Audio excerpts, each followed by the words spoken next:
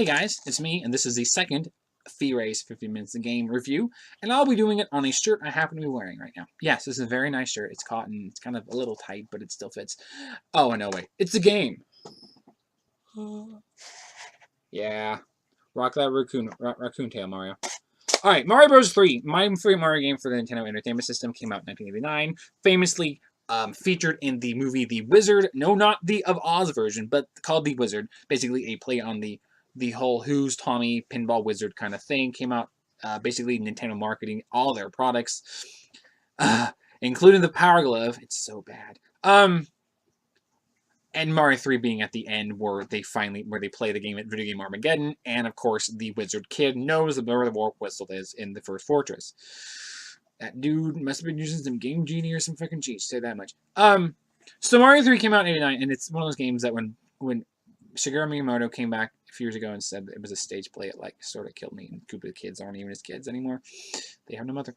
I'll get into that with you if you want me to. I'm going to go into it. I got 15 minutes. I got 14 left. Let's do it. Gameplay, 10. I will tell you why I'm giving this a 10. It is just, every element of this game is amazing. It really is. You introduce a lot of new things in this game. You introduce Mario Super Suits. You introduce, now you also have the battle mode. When you play two-player and you go to the other player's icon, you can battle mode in the classic Mario Bros. Style to get the star mushroom or flower cards to get your extra lives, which I'll get into. But basically, you have Mario, your power-ups from Mario 1 are back, because Mario 2 didn't have them because it was a Doki Doki redo. But you also add the raccoon, but you get the Super Leaf, which turns you into a raccoon. You get the Tanuki suit, you get the Frog suit, you get the Hammer Bros suit, or as I call it, the Sledgehammer suit, because that was the code in the Game Genie code book for Super Mario All-Stars on Super Nintendo. Sledgehammer Mario, that's what I prefer. Love them all, and they all have these different powers. They're throwing hammers. You can swim better, or you can turn into a statue. You can't go wrong, and you can fly. It's awesome. You had Big World 4. You had Pipe Maze, World 7, which is my favorite world. You had the Toad's houses, which gave you different items. You had the Red Toad houses, which gave you better items. You had the White Toad houses, which gave you the rare items, like the anchors, or the music boxes, or a Jugum's Cloud. Yes, the anchors are important. You can use it to stop the ship from floating away if you fail on it once, which is a very handy item. The music box puts the Hammer Bros to sleep, and in World 7 puts the giant piranha plant to sleep too, so you don't have to play those really hard levels, although they're easy. I know so much about this game. The Koopa Kids. You have Larry, Lemmy, Iggy, Morton, Windy, Ludwig, and Roy. Got it. And they each have wands, which they stole from the king and turn the king into some other kind of creature. In the NES version, I forget, there's a seal. A bunch of sprites they made. Some of them I think they took from other games, like the seal I think was from Ice Climbers, because that's a different thing. And then, but in the Mario All-Stars version, they turned into Mario 2 bad guys, with the exception of one of them, which turned into a Yoshi, which I love. In fact, one of the kings, when he transforms back, is a Black Mario, which is one of those things like, I love that. We're going little different, little minority. Gives them mad props, man. Nintendo, equal opportunity kingdom there. You got to defeat the Koopa Kid, and then obviously at the end you got to fight Bowser in World 8, which is a really challenging world. There's a lot of levels. The tank levels, the Flying Fortress levels, the ones where you can actually swim in lava, which is like, oh nope, I'm alive. The one time you can actually swim in lava, which is hilarious, or it's it's Kool-Aid. It's Kool-Aid. I actually called it lava marinara sauce when I was a kid. Bowser eat marinara. And Bowser's 20 thing, when you play with and you actually play with the codes that keep you with Sledgehammer Mario, and you play Bowser at the end, you can hit him with one hammer. Like, that was the world's cheapest victory. Oh, the Angry Sun. He's in more than one level, by the way. Fun level. Kill him so easily. Hammer or turtle shell if you're good at your timing. You can hold items, so many things, different items. Music box, Doom Clouds, Kuribo Shoe. Only one level in the entire game, but its level of fame is crazy because of that one level. It's in World 5. I couldn't tell you which one it is. It's one of the ones where you're on the line before you go into the sky, which is really fun level. You get the Parabeetles, you have the fortresses, which introduce Boos, Thwomps, and Drybones. All these characters, Boo Diddley. All the little references with they name the characters after Ludwig von Beethoven, Morton Koopa Jr., Windy O. Koopa, Boo Diddley. It's Larry Koopa, who's named after Lemmy Koopa, who's named after the guy from Motorhead. I love it. It's so many things. Okay, I'm gonna ramble on like a fanboy. Pardon me. Graphics 10. It's 8-bit, but these are like really good 8-bit graphics. These graphics make Mario just pop. there are some contrast sometimes, but you're gonna get that when you're powering with the 8-bit graphics on an old cartridge for a 29-year-old game. 30 years next year. Please do something special. Please do like a remake, and I'd buy it. Just keep it pixely. It's great. It's great. The graphics are great. The graphics are incredible. Introducing new characters you've never seen. Introducing all these new backgrounds and all this detail, which is impressive as hell for a 80s game. And then we go to music. Oh, this music is beautiful. It's a 10, man. This score is gonna be fully up there.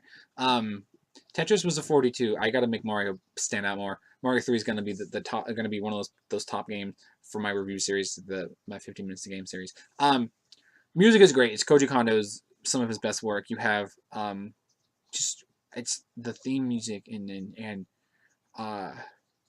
it's one of those things where you play this game and you're humming along when you're playing. There's 2 or 3 different themes. There's 2 overworld themes. There's the underground theme, which is a remake of the Mario 1 theme, Mario 1 underground theme, which I love, with a little bit of like drum beat to it. Boom boom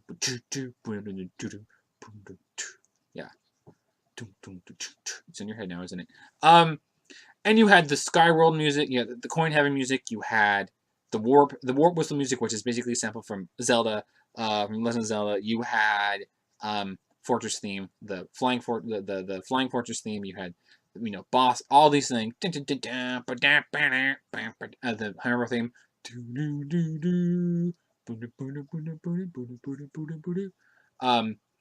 It's so much fun. Yeah, the music is 10. The controls, 10.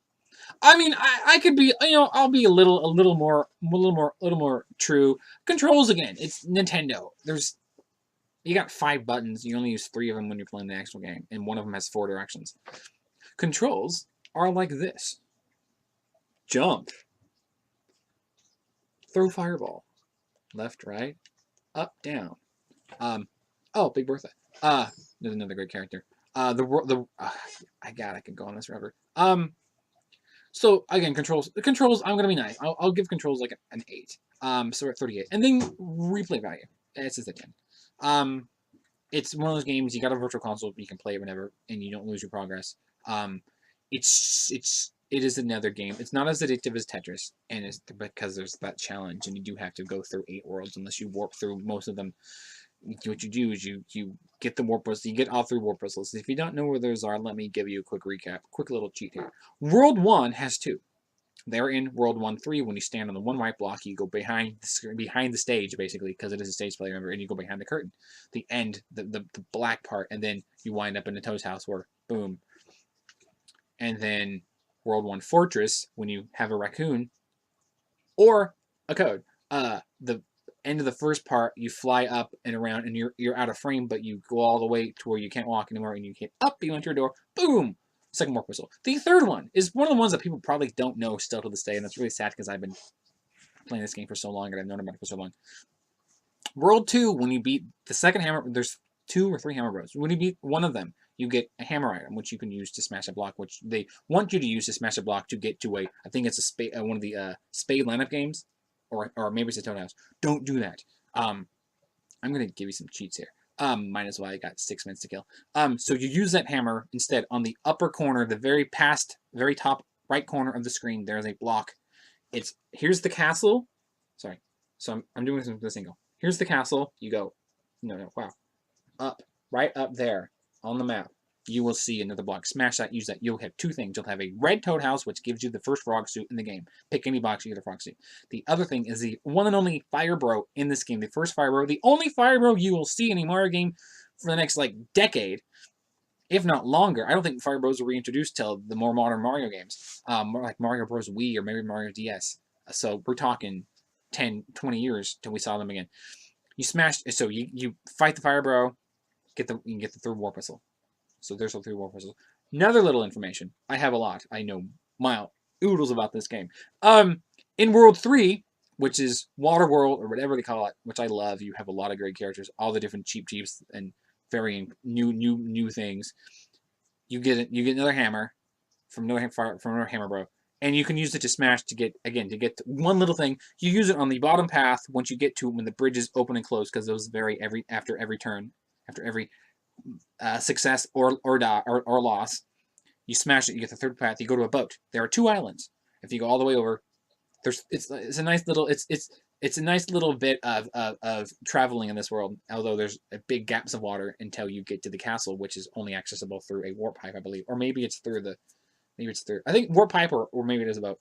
But basically, you get the boat. There's a big island which has 2 toad houses and 2 lineup games, and then there's another island which has, I believe, another toad house, or maybe it's a lineup game. So you have 5 bonus mini games that way.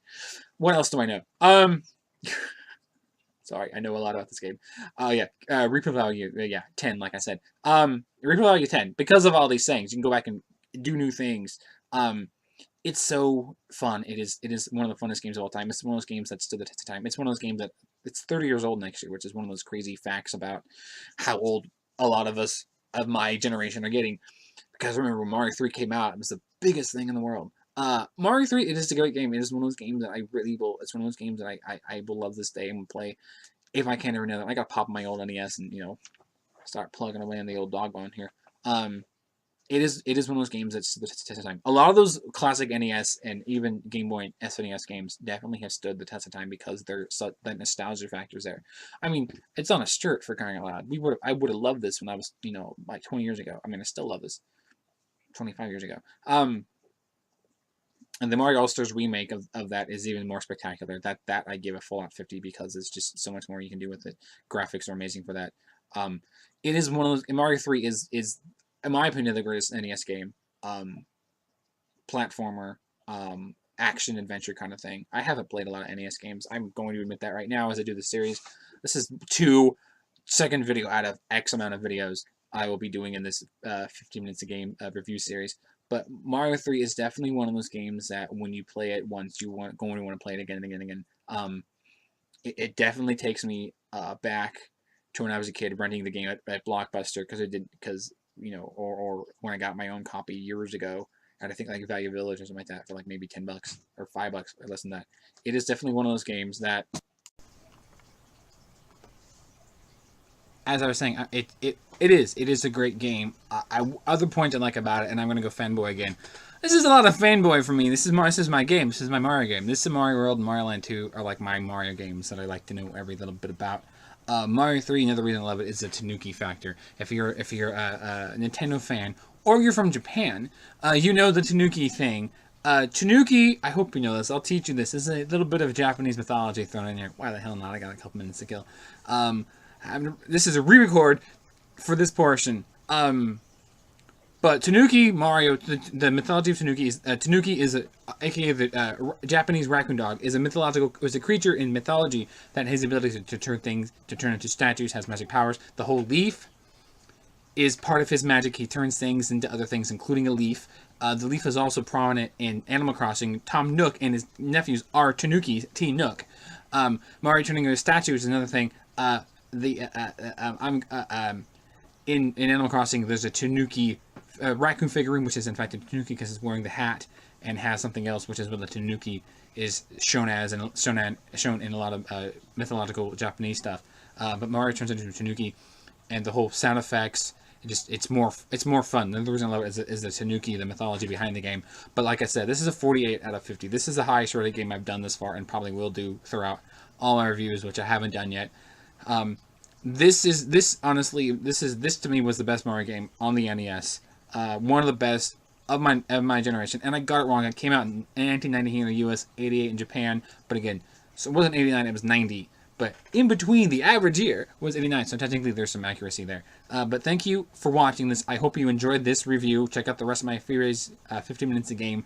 The Tetris one, and any I do it henceforth from here on. Thank you for watching. Please make sure you commented about why you like this game or dislike it, or like my review or dislike it. Anything. I apologize for there not being any music due to YouTube's licensing problems. Please subscribe to my channel if you haven't for this and other reviews or my cartoons. And as always, thank you for watching. Please help grow my audience by sharing this video. If you like my video, share it. I would like that too. This is Fyree. This was 15 minutes a game on Super Mario Bros. 3, my personal favorite. Thank you so much, and bye.